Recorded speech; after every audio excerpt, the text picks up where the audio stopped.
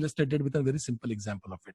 Let's try and understand what are the other methods of the programming by which you ensures that the atomic or this critical section would be maintained, critical section would be preserved. Okay, and one of the things that we always understood is an reentrancy, reentrant functions.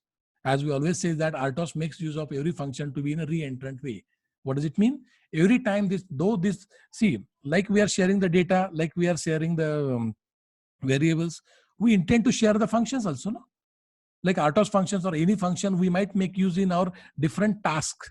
Like for example, printf, scanf, or any function for that sake, we make use of the same function repeatedly in the different tasks. So shouldn't it guarantee that even though every time we make use of those functions, it should give me the same correct result?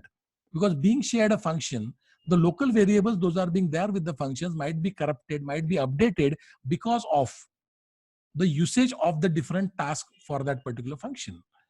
And in order not to have that, I need to make sure that every function that I intend to share among the different tasks, this particular function should be referred as an reentrant function. And how can I make the reentrant function? There are 3 golden rules which are being defined for it. Number 1, the reentrant functions are the functions that can be called by more than one task and that will always work very correctly. Okay, so this is what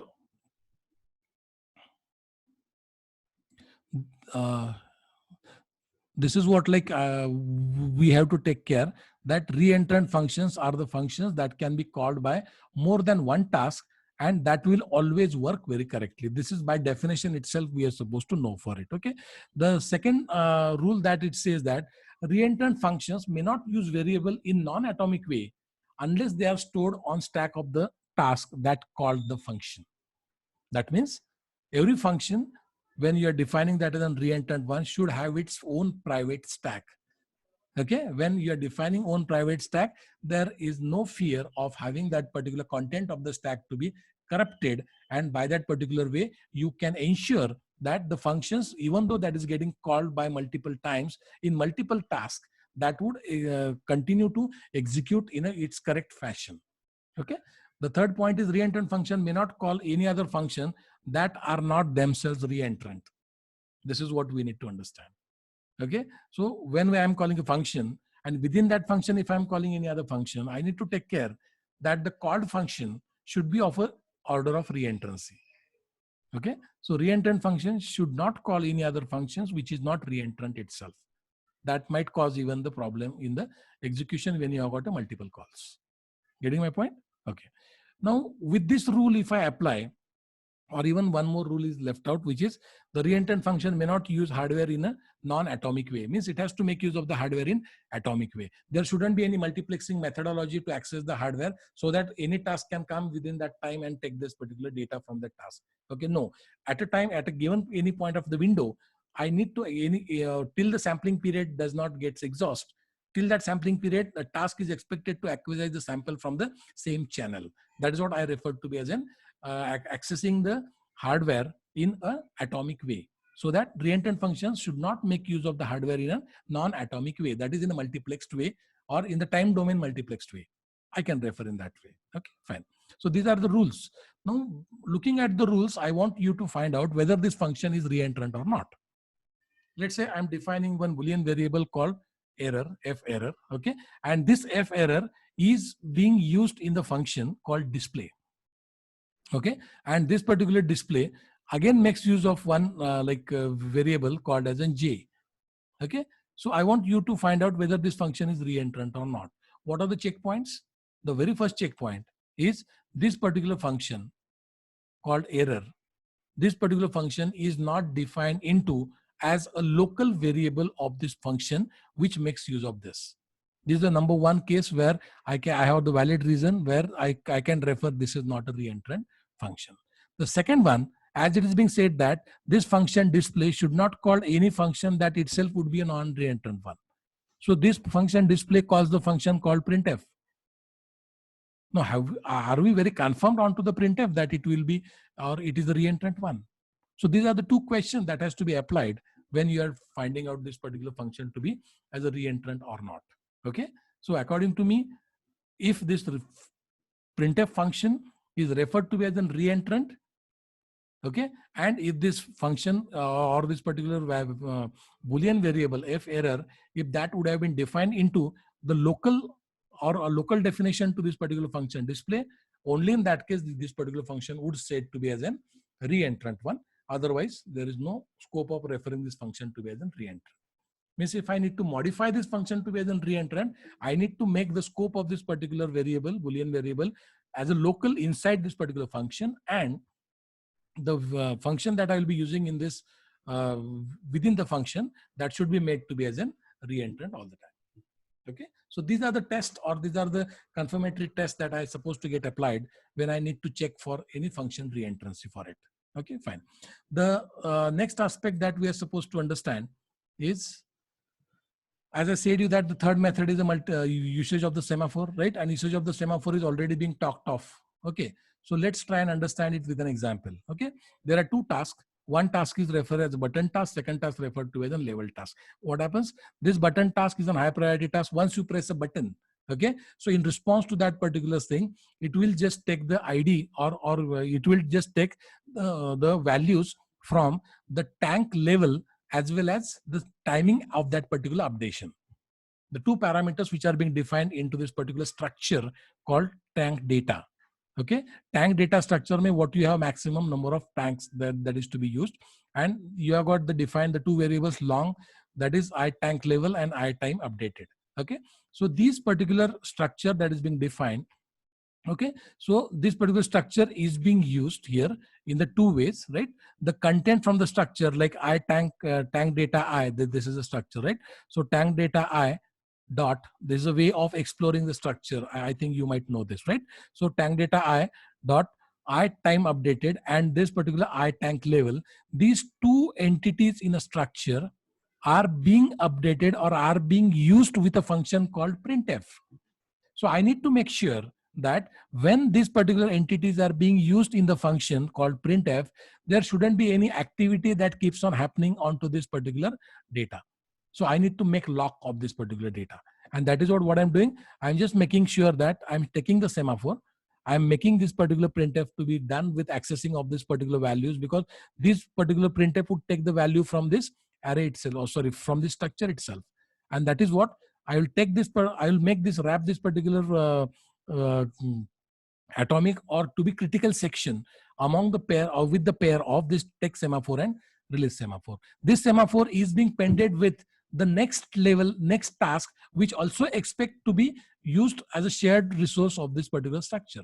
Because here also I am making this particular statements of the tank data to be updated or tank data to be set for it.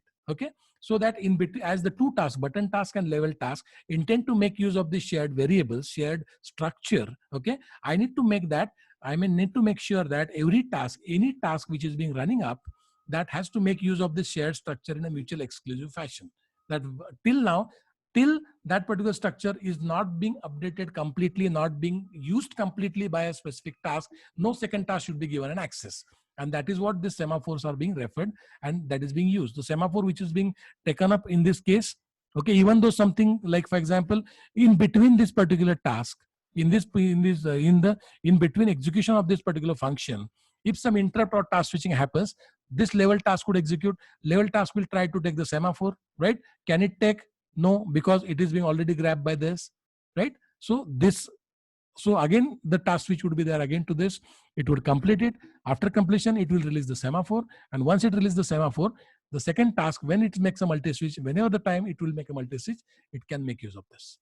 Means I'm trying to have the mutual exclusive access of the shared resources, shared data, shared structure, okay, among the two tasks. So that is what we say. This is an example with a semaphore, which we already know. We did it in a practice. Okay, practicals. The one of the practical that was based on this only, resource synchronization using semaphores. Okay, fine. As we say always, that the semaphores happens to be in a multiple orders.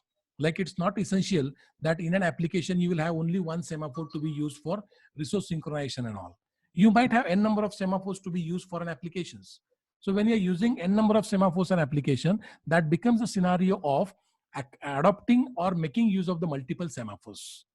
Okay. Likewise, like you can have few of the tasks to be make use of the semaphore A, few of the tasks will make use of the semaphore B.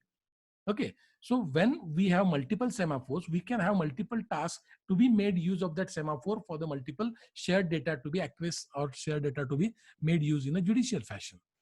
It is as simple as this. Okay. So that means the point at the moment I wish to here point out is application might not go only with a one semaphore to be shared or used for the um, for making the judicial access of the shared resource. I might have n number of semaphores to be used in the applications. So when I'm making use of this n number of semaphores in the applications in order to make a judicious use of the shared data, what kind of problems that it might have? Okay, or first of all, let's try and understand the scenario of having multiple semaphores. Okay, so most RTOS would allow you to have as many semaphores as you like. So each call to RTOS must identify the semaphores on which to operate, right? Second is semaphores are all independent to each other. If one task takes semaphore A, the other task can take B without getting it blocked, or without blocking, you can take that particular task B, or task semaphore B can be taken by the another task. Different semaphores can correspond to different shared resources. So I was talking about the mapping of the resources, mapping of the entity, that semaphore that is basically responsible for holding the judicious use of that shared resources. So this particular mapping can be in one to one, one to many, many to one, any kind of mapping would do for it. Okay. What are the advantages of having multiple semaphores? You can have better synchronization. Synchronization in a way that you can have even you can bring out the modularity into the synchronization methodology also. That's what we saw, conjunctive synchronization and disjunctive synchronization, if you remember, right? So or you can have the blend of conjunctive as well as disjunctive synchronization. So that is an advantage that you will get within multiple semaphores. How does an RTOS knows which semaphore protects which data? This is very tall order question. How does the RTOS know which semaphore protects which data? And the answer to this question is RTOS does not have any mechanism to know which semaphore protects which data. So in a nutshell, the answer is no. RTOS does not know which semaphore is used for which data. RTOS only gives you the service of semaphores. How to make use of it, that is a design aspect of real-time system by the developer. And that is only the problem. If RTOS would have been known with the which semaphores used for which data, then why it would cause this the shared data problem? Isn't it? Shared data problem is you basically arises because of we are not enough capable to make use of the resources with an anticipatory potential threats. That is only the reason of existence of shared data. Otherwise, no. And as we like now agreed just now, the preventative methods are to be used whenever we are making use of shared data. Okay. So in a nutshell, RTOS does not understand anything about which semaphores used for which data. It is completely boils down to an application. That is what I said. Application drives an RTOS. It's never an RTOS drives an application. Getting my point? So there are n number of reasons that I can keep on proving that it's an application that drives an RTOS. In general purpose, operating system drives an application, but in embedded system, it's always an application that drives an operating system. Okay. So we'll see other instances also at an appropriate time of it. Okay. So I think this is what the semaphore, multiple semaphore scenario. Then what are the problems with this multiple semaphores? Okay. The number one problem, forgetting to take the semaphore. You might have structured, you might have designed it with a n number of semaphores, and you are not, you simply forget to take the semaphore. That becomes a problem. Or you forget to release the semaphore. See, when I'm saying forgetting, releasing, all this is what referring to the user's task, not the operating system task. Getting my point? That's what, like, forgetting to release the semaphore is also a basic issue, because the tasks which are waiting for that semaphore would keep on waiting indefinitely if you forget to release it. If you forget to take it, then it will not be of any use, even though if you have designed it. Okay. The third one is taking the wrong semaphore. For set of the synchronization, you have taken semaphore A, but in actual practice, you take the semaphore B, which is not meant for that purpose. Means you are trying to take the wrong semaphore, which also not be very correct. So these are typical problems when you are defining multiple semaphores. Why we are discussing this problem? Because in many applications, we might need to define the multiple semaphores. And while defining multiple semaphores, as we have seen that what not to be done, that is also equally important as what is to be done. So that's what we are referring, what not to be done when we are having a multiple semaphores. So these are the problems that we should know in order to make it in practice. Okay. So taking wrong semaphore also becomes a problem. Holding a semaphore longer time is referred to be as a crime. If you intend to hold a semaphore for longer time, then the tasks which are waiting for that semaphore to get released, those are getting deferred in time, those are getting delayed responses, or response time will not be met for that task.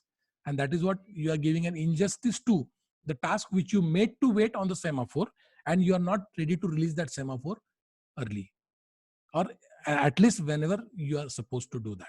So holding a semaphore for this reason, as I said, that it's a crime in the coding technique, or in the programming method of real-time system.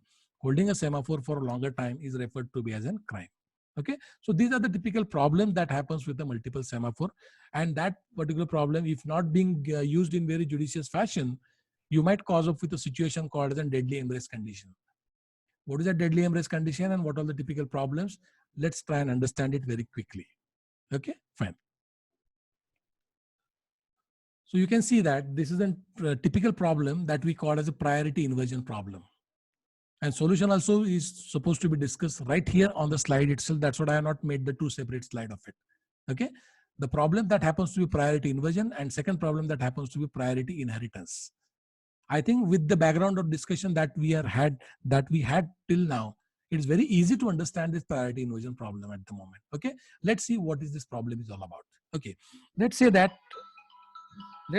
you have an application where you have three tasks. Okay.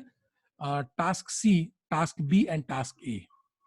As per the priority orders of the task is concerned, task C is the least priority, lower priority task. Task B is a mid priority task, and task A is a high priority task. Okay.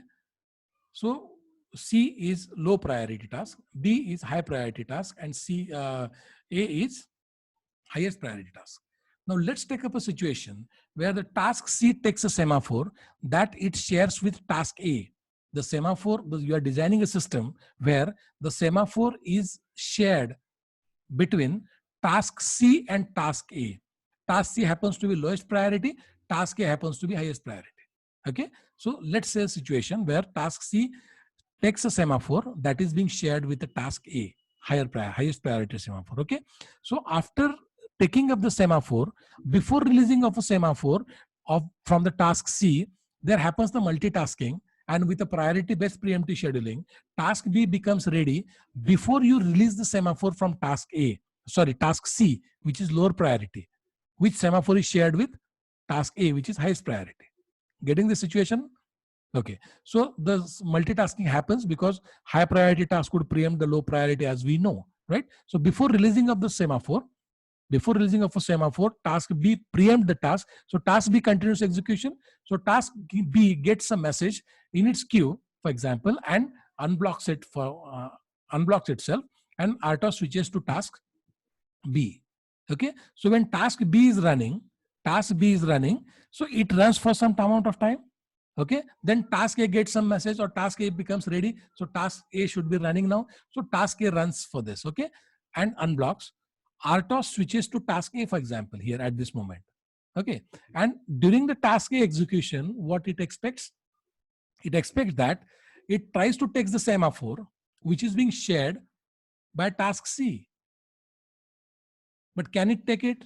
No, because unless and until task C does not release the semaphore, task A will not take it. Why?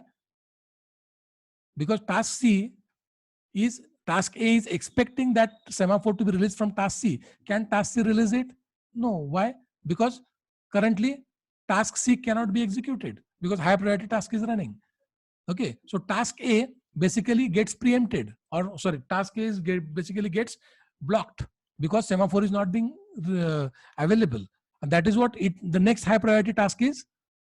Task B, because task B to A, that switching happens because of the preemption. High priority task is waiting for in the queue. That's what the task A has, right? So again, when task A finish off it, or task A gets blocked, naturally next priority task, which is task B, that would be running, and task B continues to run for the longer amount of time. So high priority task, task A, we define the priority high because we wanted to get the better response time of it. Okay. And as we designed our system so that semaphores is acquired by lowest priority task and it has not been released, that before releasing it has got preempted. So is it not this task A would get an infinite waiting time? Because task C will not get a chance to execute itself. If it is not getting a chance to execute, if it is not getting scheduled and getting a chance to execute, how would it release the semaphore?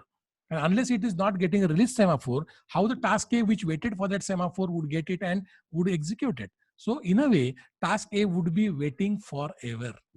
So you mean that indicates that this particular problem where the task A is waited forever because task C, lowest priority, take the semaphore but could not get a chance to release its semaphore. Why this happened? Is it because of RTOS?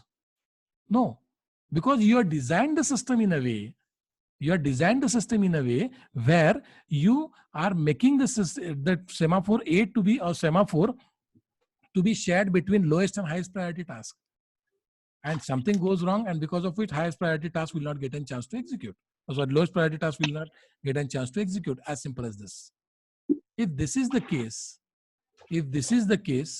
then definitely,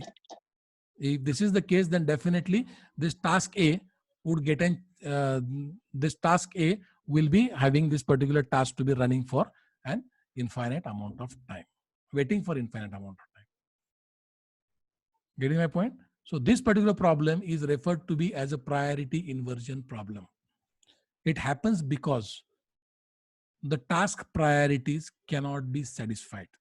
Or this happens because, Suraj Jadhav, please unmute. This priority inversion happens because this particular problem happens because of the priority is not being given very properly. What is the solution? What is the solution? Solution is very simple. And that is solution that referred to as a priority inheritance protocol. Let's see a very simple, let's see a very simple situation in the real life. Okay. Let's say your friend has taken a notes from you. Okay. And he is not ready to give that notes, or you're not getting a chance to meet him in order to get that notes. Similar problem. Okay. What you'll do, you might make a way where you will apprise your friend to such an extent that he tempts to meet you. Isn't it? Earlier, according to you, the priority for that, or the importance of that particular friend was not so high. That is what he was not able to, or that is what he didn't thought of meeting you. But when you say that, बस तू ही है यार, तेरे बिना कुछ नहीं है, तू ही है मेरे लिए सिर्फ. If you make such kind of situation, then what you are doing? You are changing the priority. When you're changing the priority, that friend would see that nahi yaar, mujhe milna chahiye. So once he meet, he will give it to you. Isn't it? Means what you're doing? You are temporarily boosting the priorities. And temporarily boosting the priorities are referred as an inheritance. Temporarily flipping the priorities are referred to be as an inheritance.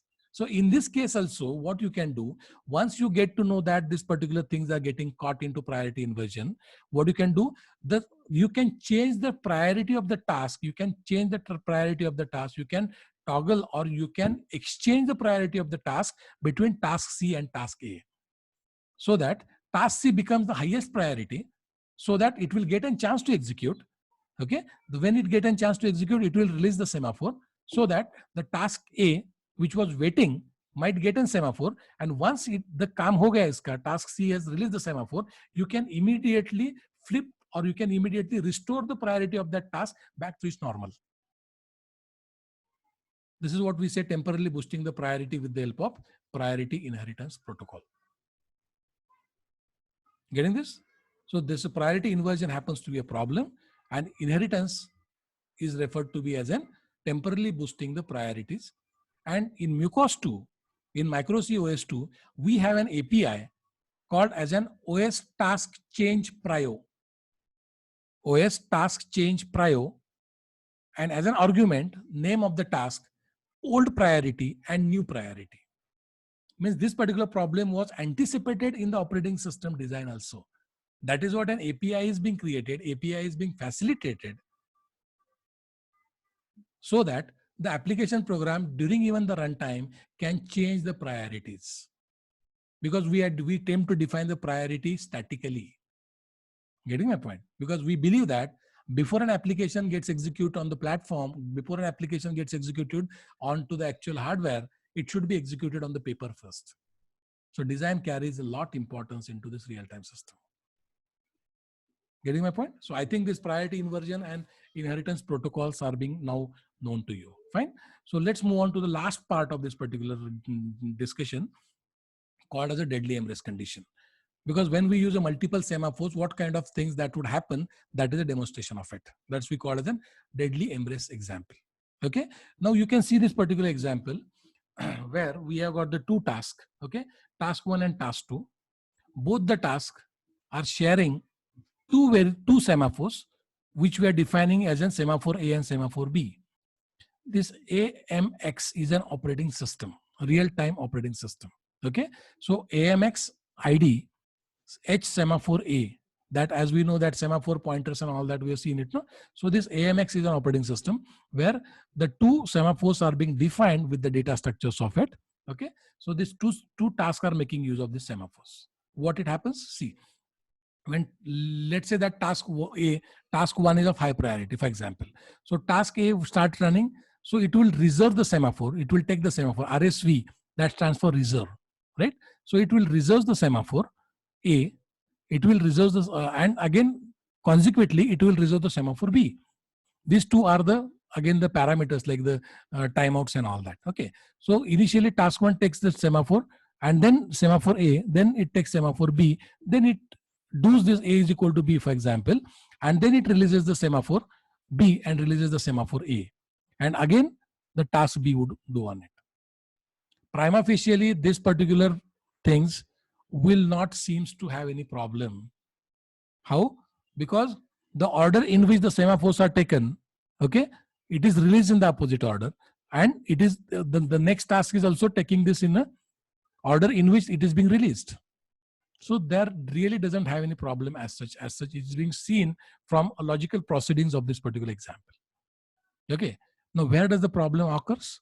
Problem occurs when task 1 or when RTOS stops task 1 at this moment. At which moment? The moment at which it resolves the semaphore A, it resolves the semaphore A, and it RTOS stops task 1 and calls for task 2. Now let's investigate what happens with this. Let's say task 1 has taken semaphore A.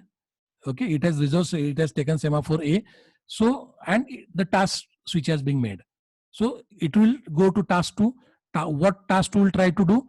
Task 2 will try to take the semaphore B, which it will take because task A has not taken the semaphore.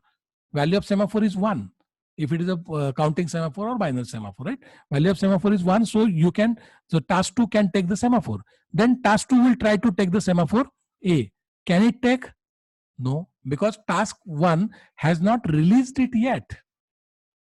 It will not take it. So what will happen? It will go for task. It will go for the task switch once again. The task 2 would get blocked. Then task 1 will take. When task 1 will start executing, what it will try to do? It will try to resolve the semaphore B.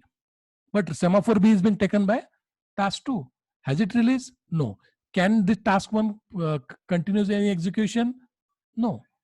Again, the task which would happen for this, it will try to take the semaphore A. Again, task 1 has taken the semaphore. It is not released. Means what it will land up? It will land up into blocking of both the task. Blocking of both the task because of waiting of the semaphores, which is being taken and not released by its counterpart. Task 1 would get blocked because of semaphore B, which has task 2 has taken. Task 2 would get blocked because of semaphore A, which task A has taken. And neither of the tasks would allow to continue further for execution. And that is what referred to be as, both the tasks are said to be as a deadlock. They are being locked where they cannot proceed further. That is the word that we call as a deadlock. In RTOS philosophy, This particular situation, getting caught into this situation, is referred to be as a deadly embrace condition. My logic is it might be some embarrassing situation for the developer when these particular things would happen, and there is no rescue out of it. And that is what it is referred to be as a deadly embrace condition. What is the solution of it? Solution of it is design the things in such a way that it will not get a switch in between. It will not get a switch in between so that it would go into, means again, once again, prevention is only the solution. You cannot have any recovery method of it. Getting my point? So this is what we are talking about, deadly embrace example of it. Why it happens? Because two semaphores are being shared in two tasks. Getting it? And the task switch happens before one releases the second, and that is when waited. Like this is a situation that we are discussed at the moment. Okay. So every discussion that we have made today in this particular session, the conclusion of the discussion very quickly, the shared data to be used with the preventive measures, as we already uttered it many times. The usage of the semaphore for atomic purpose is to be made with a care, right?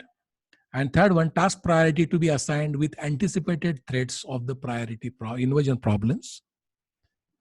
And standard practices in programming should include method to ensure the data integrity. These are the takeaways or conclusions that we can see so far that we have discussed in this particular session. Okay. The reference, the single reference that I have used it is Embedded Software Primer by David Simon.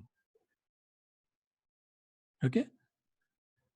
And next time we are supposed to discuss on the real-time operating system and GPOS services. How does this RTOS real-time operating system governs the services in different fashion? Services are same, but the way in which the services are governed are in a different fashion in order to give a constant deterministic a priori service time, by virtue of which application could be designed and executed in a most deterministic and predicted fashion. That means in real-time fashion.